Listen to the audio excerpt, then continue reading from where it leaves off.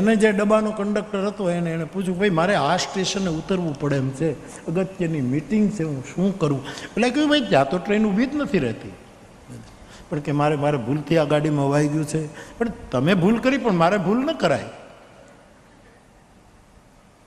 પણ એનું કારણ એને સાચું લાગ્યું કે આ માણસને બહુ જ અગત્યનું. એટલે એને કહ્યું કે એ સ્ટેશન આવશે ને એટલે હું ડ્રાઈવરને કહી ટ્રેન ધીમી કરાવીશ, તું ઉતરી જાય.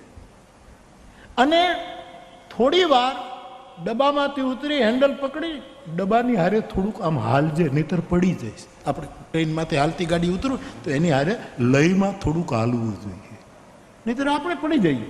એટલે કે થોડોક તું ચાલજે, એટલે મારે નિયમ ભંગ ન કરવો પડે ને, તારું કામ થાય. સાહેબ એનું સ્ટેશન આવ્યું, પેલા એ ચાલકને કહી દીધું, ટ્રેન એકદમ ધીમી ગતિએ કરી નાખી અને પેલો થેન્ક યુ કહી નીચે ઉતર્યો. પણ શું કર્યું, હેન્ડલ પકડીને ડબ્બાની સાથે દોડ્યો, પણ એમાં લઈ ચૂકી ગયો. દોડ્યા જ કર્યો, દોડે એ ડબ્બો પાછળ રહી ગયો, બીજે ડબ્બે પહોંચી ગયો, એ પાછળ રહી ગયો, ત્રીજે પહોંચી ગયો, બહેનોના ડબ્બા સુધી પહોંચી ગયો, વિકલાંગ દિવ્યાંગના ડબ્બા સુધી પહોંચી ગયો. આમ કરતા કરતા કરતા જે એન્જિન હતું એની પાસેનો જે ડબ્બો હતો ત્યાં પહોંચ્યો અને પછી લડખડાટ લેવા લાગ્યો. ત્યારે એ ડબ્બાનો જે કંડક્ટરને કીધું કે હવે લાવ ઉપર ચડી જા, હાથ પકડીને પાછો લઈ ચૂકે છે ને એ પાછા એમાં ને એમાં બેહવું પડે છે. જે લઈ નહીં ચૂકે એ મંજિલ સુધી પહોંચે, બાકી કોક હાથ પકડીને પાછા એ ટ્રેનમાં આપણને ચડાવી દે. માટે લઈ હાચવજો, શ્રોતા વક્તાનો લઈ, ગુરુ શિષ્યનો લઈ, પતિ પત્નીનો લઈ, ભાઈ ભાઈનો લઈ, બાપ દીકરાનો લઈ અને ગામનો સરપંચ અને એના ગામના લોકોનો લઈ, આ બધાના લઈ સચવાય તો મિત્ર આપણે. ગઈકાલે કથાનો પહેલો દિવસ હતો ત્યારે તુલસીદાસજીએ જે વંદના શરૂ કરી બધાની, દરેકને પ્રણામ કર્યા તુલસીદાસજીએ. એમાં ગઈકાલે આપણે છેલ્લે હનુમાનજીની વંદના કરી કે હનુમાનજીને તુલસીદાસજીએ પ્રણામ કર્યા. અને મેં આપને વિનય પણ કર્યું કે હનુમાનજી પ્રાણબળ વધારે છે, હનુમાનજી આપણું આત્મબળ વધારે, હનુમાનજી આપણું શરીર બળ વધારે, હનુમાનજી આપણું બુદ્ધિબળ પણ વધારે. એટલે તમે જેને માનતા હો એ મુબારક, પણ સનાતન અને શાશ્વત ધર્મના આપણે સંતાનો છીએ ત્યારે હનુમંત તત્વનો આશ્રય ખૂબ કરજો. અમારે રામાયણના વિદ્વાનોએ તો એમ કહ્યું, સાકેતવાસી બ્રહ્મલીન પંડિત રામકિંકરજી મહારાજ તો એમ કહે કે હનુમાનજી રામાયણના 5 વ્યક્તિના પ્રાણ બચાવ્યા છે. હનુમાનજી રામાયણના 5 પ્રાણ જે છે એને હનુમાને બચાવ્યા. તો હનુમાનજી મને તમને પ્રાણબળ વધારશે. 14 વર્ષ પૂરા થાય અને ભરતજી પ્રાણ છોડવાની તૈયારી કે હજી રામ આવ્યા નહીં, એમાં હનુમાનજી આવી અને ભરતના પ્રાણને બચાવી લીધા. માટે હનુમાનજી પ્રાણ રક્ષક બન્યા. એવા 5 પ્રાણ પંડિતજી મહારાજના વિચારો છે. લક્ષ્મણજીને મૂર્છા આવી, હનુમાનજી ન હોત, જો સંજીવની ન લાવ્યા હોત તો લક્ષ્મણજી જાગૃત નહીં થાય. લક્ષ્મણના પ્રાણ લાય સજીવન લખનજી આય, શ્રી રઘુવીર હર્ષી ઉર લાય. લક્ષ્મણના પ્રાણ બચાવ્યા. સુગ્રીવે રીંછ વાનરની ટુકડીને સીતાની શોધ કરવા માટે મોકલ્યા. એમાં બધા જંગલમાં ભૂલા પડ્યા અને બધાએ ભૂખ તરસથી મરવાની તૈયારી હતી. ત્યારે હનુમાનજી આગળ રહ્યા અને એક આશ્રમમાં એને લઈ ગયા અને બંદર અને ભાલુઓના પ્રાણ બચાવ્યા. આ 3જા પ્રાણ બચાવ્યા. લક્ષ્મણનો પ્રાણ બચાવ્યો, ભરતનો પ્રાણ બચાવ્યો, સીતાજી વિરહમાં ડૂબ્યા એ સીતાજીનો પ્રાણ બચાવ્યો ને રીંછ વાનરના પ્રાણ બચાવ્યા. અને એ હનુમાનજીએ સુગ્રીવના પ્રાણને પણ બચાવ્યો. એટલે મહાપુરુષો, રામાયણના મોટા મોટા મહાપુરુષોએ એવું કહ્યું કે આપણા શરીરમાં 5 પ્રાણ હોય છે, પાન, અપાન, વ્યાન, ઉદાન, સમાન આદિ આદિ. એ 5 પ્રાણનું રક્ષે એને કંટ્રોલ કરે છે હનુમંત તત્વ. તો હનુમાનજીનો આશ્રય ખૂબ કરવો. અને બધું હનુમાનજી જ કરી દેશે એમ નહીં. હનુમાને રામનું કામ કર્યું છે એમ આપણે રામનું કામ કરતા થવું પડશે. તો હનુમાનજીની વિશેષ કૃપા આપણને. હનુમાનજી રામના કામ માટે જ સતત છે. એક માણસ શનિવારે હનુમાનજીને તેલ ચડાવે, સિંદૂર ચડાવે અને હનુમાનજીની પાસે હનુમાન ચાલીસા ન બોલે, કાંઈ ન બોલે, બસ એક જ માંગણી કરે કે 10 લાખની લોટરી લગાડી દો. 10 લાખની લોટરી. એનું એક જ વ્રત. શનિવાર આવ્યો નથી, તેલની ટબુડી લઈને ગયો નથી, અને માંગણી એક જ, લોટરી લગાડી દો. 3 મહિનાથી દર શનિવારે જઈ હનુમાનજીને તેલ ચડાવે, સિંદૂર ચડાવે અને હાથ જોડીને ઊભો રહે, 10 લાખની લોટરી લગાડો. 3 મહિના પછીનો જે શનિવાર આવ્યો સાહેબને વળી પાછો એણે એ જ વાત કરી. એમાં હનુમાનજીને ગુસ્સો આવ્યો, મૂર્તિમાંથી હાથ બહાર કાઢીને 2 લાફા માર્યા. કેમ જો સાચું ભાવથી ખોટા ભાવથી ગયો તો હનુમાનજી એને લાફા માર્યા. હનુમાન લાફો મારે એટલે બેડો પાર થઈ જાય સાહેબ. 2 લાફા 2 ગાલ ઉપર લગાડી દીધા. આમ તો રાજી થયો. પછી હનુમાનજી ઉપર ખીજાણો કે તમે લોટરીની ટિકિટ ન લગાડી શકતા હો તો ખીજાવશો શું કામ? ના પાડી દો ને કે હું દેવ નથી, અમે શ્રદ્ધા લઈને આવીને ઘા કરીને આટલું બધું ખીચ કર્યું. હનુમાનજી ઉપર ગુસ્સે કર્યો. ત્યારે હનુમાનજીએ કહ્યું કે લોટરીની ટિકિટ તો તું લે, પછી લગાડવાની મારી જવાબદારી. ટિકિટ હું લે, તું થોડુંક કર, પછી એનું ફળ હું આપું. માણસે કંઈક થોડુંક કરવું પડશે. હનુમાનજીને તેલ ચડાવવું એટલે તેલ સંસ્કૃતમાં સિક્ત પદાર્થ, ચીકણો પદાર્થ, પ્રવાહી જે હોય એને સ્નેહ કહે છે. હનુમાનજીને તેલ તો શ્રદ્ધા હોય તો ચડાવવાનું, પણ હનુમાનજીથી સ્નેહ કરવાનો. તુલસીએ વિનય પત્રિકામાં લખ્યું, ये तुलसी के परम स्नेही. સ્નેહ. હનુમાનજીને સિંદૂર ચડાવવાનું એ કેસરિયાનું પ્રતીક છે, સમર્પણ અને ત્યાગનું પ્રતીક છે. એની પાછળ નાની મોટી કથાઓ પણ છે. એક દિવસ જાનકીજીને હનુમાનજીએ પૂછ્યું કે માં, હું આટલા વખતથી ભગવાનની સેવામાં છું, પણ રામજી તમને જેટલો પ્રેમ કરે છે એટલો પ્રેમ મને નથી કરતા. તો હે માં જાનકી, એવું તમારામાં શું છે કે રામ તમને આટલો બધો પ્રેમ કરે ને મને કેમ ન કરે? માતાજીને સંકોચ થયો કે બેટા આવો પ્રશ્ન, કે નહીં, હું જોઈ રહ્યો છું, હું કેટલા સમયથી સાથે છું. 400 ગાઉનું તમારા માટે મેં કૂદકો માર્યો, લંકા હળગાવી, મારી કેવી કેવી દશા થઈ, છતાંય પ્રેમ બધો તમને, એવું તમારામાં શું છે? અરે જાનકીજીએ જવાબ ટાળવા માટે એની જિજ્ઞાસા કીધું કે બેટા વાત એમ છે કે હું જ્યારે તૈયાર થાઉં છું પછી મારી માંગમાં હું સિંદૂર પૂરું છું સુહાગણ નારી તરીકે, પાથીમાં સિંદૂર લગાડું. એ સિંદૂર જોઈને ભગવાન રામ બહુ રાજી થાય છે. ખાલી અહીંયા તમે સિંદૂર લગાડો એમાં ભગવાન આટલો બધો પ્રેમ કરે કે બીજે દિવસે આણે આખા શરીરે સિંદૂર લગાડવાનું શરૂ. આવી વાતો મારા સંતો આ વસ્તુ સમજાવવા માટે, મારા પુરાણ કથાકારો બધું, ત્યારથી એણે આખા શરીરે કે અમારે હેતુ અમારે પ્રભુને પ્રિય થવું છે, ભગવાન અમને પ્રેમ કરે. આવું હનુમંત તત્વની વંદના આપણે કાલે કરી. હવે તુલસીદાસજી ભગવાનના રામ અવતારના જે રામ કાર્યો એમાં જે સખાઓએ મદદ કરી એ બધાને પણ સ્મર્યા, બધાની વંદના કરી. અને હવે સીતા અને રામ એ બંનેની વંદના કરતા તુલસીદાસજી મંગલમય પંક્તિઓ લખે છે.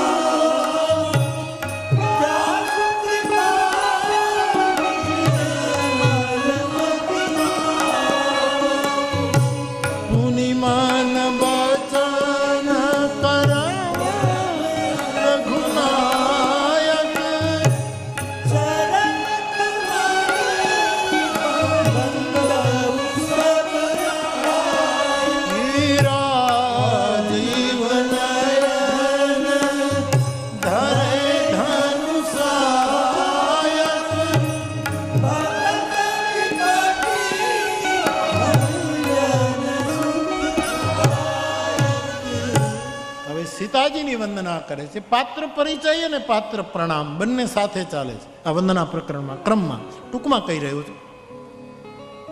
જાનકીજીની વંદના, માં સીતાની વંદના તુલસીજી કરે. જનક સુતા, આપ જનક રાજાની દીકરી છો, જગતની માં છો અને કરુણા નિધાન રાઘવેન્દ્રના પ્રિય પત્ની છો.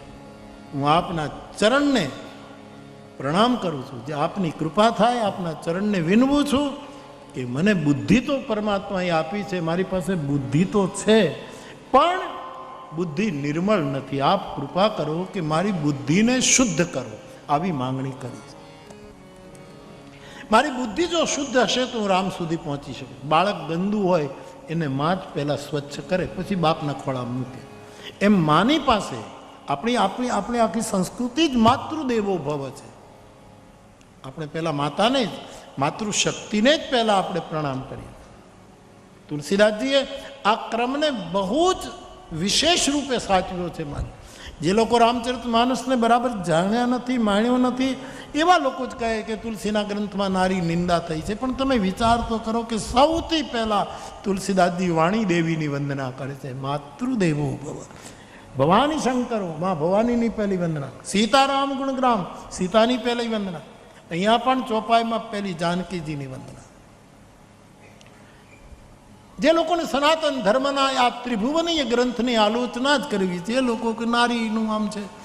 અરે રામાયણ, મેં ગઈ કથામાં કહ્યું કે કોઈ બેન હોય, શાલીન કુટુંબની દીકરી છે માનો, તમારા મનમાં એના તરફ ખૂબ સદભાવ છે.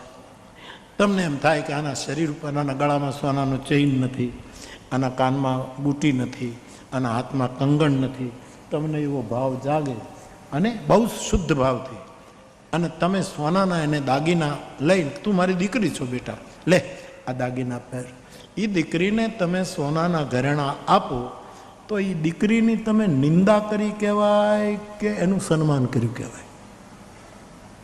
શું કર્યું કહેવાય? ઘરેણાં આપે તો એ દીકરીનું સન્માન કર્યું ને આપણે, એને એના સૌંદર્યમાં વધારો કર્યો.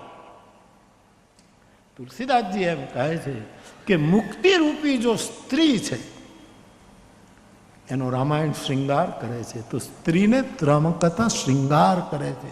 એની સુભગ શ્રૃંગાર મુક્તિ જુબતી કી આરતી શ્રી રામાયણ. મુક્તિ એક નારી છે, એને રામાયણની ચોપાઈઓ શણગારે છે, મુક્તિને તૈયાર કરે છે. તો નારી નિંદા જે કઈ સંદર્ભમાં અમુક પંક્તિઓ લોકોએ આવું વારંવાર મારે ખુલાસો કરવો પડે છે એટલા માટે કે લોકોને ખબર નથી ને ગેરસમજ ફેલાવે છે. નારીની નિંદા કરીને તુલસી તો સનાતન ધર્મના ધર્મ ભ્રષ્ટ એવું તો એક પુસ્તક છપાયેલું વર્ષો પહેલાં, હા, તુલસીદાસજીના માટે ધર્મ ભ્રષ્ટ. ધર્મ શું એનું હેડિંગ હતું, એ કંઈક ટાઇટલ હતું, એવું કર્યું. પછી એમાં પાછું મને નાખ્યો થોડોક, એવું કર્યું. મોટા માણસોને પગલે હાલી એટલે સહન તો કરવું જ પડે સાહેબ, એવું થાય. તો માં જાનકીની પહેલી વંદના કરી. જનક સુતા જગ જનની જાનકી અતિશય પ્રિય કરુણા નિધાન કી. માને પ્રણામ કર્યા. આપ મારી બુદ્ધિને નિર્મલ કરો. તમે જો યજ્ઞ કરો ને તો 4 વસ્તુ પવિત્ર થાય. ચૂલામાં ઈંધણ નાખીને રોટલા કરો, યજ્ઞ છે, મેં હમણાં કીધું તેમ. બીજું, યજ્ઞ કરવાથી 4 વસ્તુ બહુ ચોખ્ખી થઈ જાય. આ કરવા જેવું. એક તો યજ્ઞ કરીએ એટલે આપણું મન એકાગ્ર થાય, કે આમાંથી એકાદો તણખો ઉડીને આપણને હળગાવી ન મૂકે. મન એકાગ્ર થાય.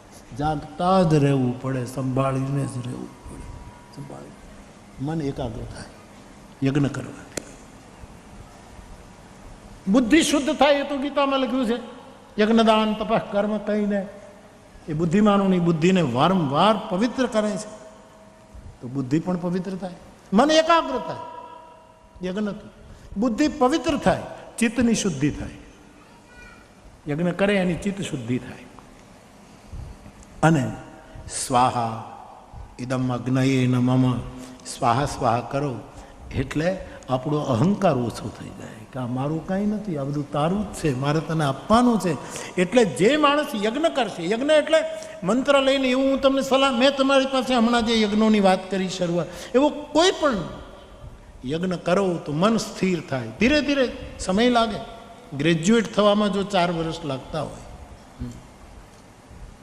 ઇન્સ્ટન્ટ ન થાય બધું, થોડોક સમય તો લાગે. અને આપણે એટલી બધી ઉતાવળ શું છે? લોકલ ટ્રેનમાં બેહો, મુંબઈ ફાસ્ટ ટ્રેનમાં જઈને કરશો શું? લોકલ ટ્રેનમાં જાઓ ધીરે ધીરે. એટલે એ ગાડીમાં જવું જોઈએ, પણ આ તો ઘણા લોકોને બહુ બધે ફાસ્ટ જ જાવું, પણ કરીશ તું શું? એક બેન રીંગણા વેચતી હતી રેલવે સ્ટેશનમાં, એક ભાઈ ગયો, પૈસાવાળો હતો, એણે એ બેનને કીધું, બેન આ રીંગણા કેટલા કિલોના, કેટલા? કે 10 રૂપિયા. અને કીધું કે તારે બાળ બચ્ચા? તો મારે 2 બાળકો છે, ઘરે છે, પતિ ખેતી કરવા ગયો છે, અને હું આ રીંગણા વેચું, આના ઉપર અમારું ચાલે છે. પહેલાં દયા આવી, પૈસાવાળો હતો, એણે કીધું કે આ કેટલા કિલો? કે 10-15 કિલો છે. તો કે બધાના પૈસા હું તને ત્યાં એક સાથે આપી દઉં, લાવ મને રીંગણા આપી દે અને તું તારે ઘરે જતી રહે. બોલી કે મારે નથી વેચવા. પણ કે તું સાંજ સુધી બેસીશ ને ત્યારે વેચે? તો મારે વેચવા જ નથી ને.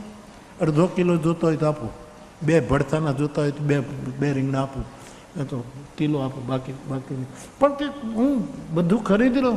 કે તું એક સાથે મારા રીંગણા ખરીદી લે, પછી જે સમય બચશે એમાં ક્યાંક હું ખોટું વિચાર્યા કરું તો મને બેસવા દો. મારે એટલી જલ્દી કરવાની જરૂર નથી. મારે અહીંયા આ રીતે ઘણી વખત માણસો બહુ ફાસ્ટ જાય છે, બધા બહુ ફાસ્ટ જાય. આ ચાઇનાવાળાએ તો જે ટ્રેન કાઢી છે, 600 કલાકના 600 કિલોમીટરે જાય, 700-800 કિલોમીટર જાય ટ્રેન. ગાંડા થઈ જવાય સાહેબ. તો પછી એવું તમે અમદાવાદથી એવી ટ્રેનમાં બેહો તો પોણા કલાકે મુંબઈ. ધીરુ કાકા, પોણા કલાકે મુંબઈથી બેહો તો પોણા કલાકે તમે, ખાલી પોણો કલાક પ્લેન એની આગળ શું, એવી ચાઇનાએ ટ્રેન કાઢી છે. બોલો, આટલું બધું જલ્દી જઈને કરવું છે? ઓલે શાંતિ રાખો, શું કરવું? તો બાપ, યજ્ઞ કરવાથી મને એકાગ્ર થશે. અગ્નિ પાસે બેસવાથી સાવધાન રહેવું જ પડે છે. બુદ્ધિ, મનીષીઓની બુદ્ધિ યજ્ઞદાન તપથી કૃષ્ણ કહે છે પવિત્ર થાય છે.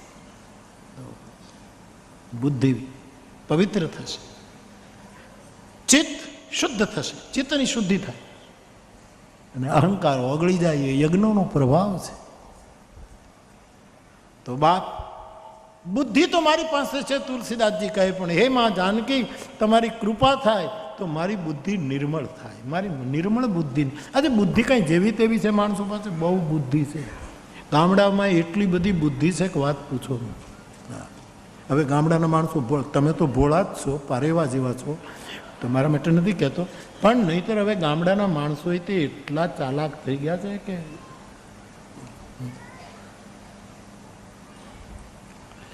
એક માણસે નોટ છાપવાનું કારખાનું કર્યું. નોટ છાપે, જાલી નોટ.